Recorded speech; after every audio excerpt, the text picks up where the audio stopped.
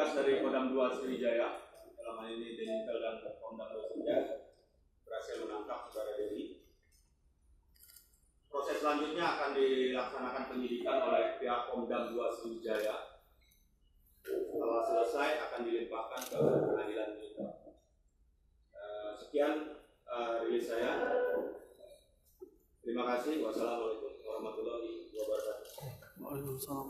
Dari ada yang mau diomongin dari ada yang mau ngomong dari permohonan maaf disampaikan dari permohonan maaf mungkin dari bahwa yang bersangkutan pada tanggal 13 Juni 2019 oleh tim Denintel Kodam 2 Sriwijaya berhasil ditangkap di Padepokan Monggiang, Kabupaten Serang, Provinsi Banten.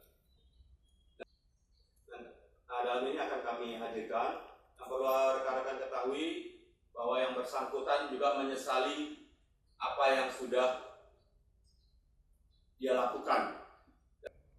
Sementara ini udah pemeriksaan awal saja. Ya. Jadi dia sudah pacaran itu sekitar mulai dari SMA. Ya, dari SMA, orang tuanya juga saling mencintai. Mengapa dia tega? Ya karena mungkin dia belum siap. Ya, dia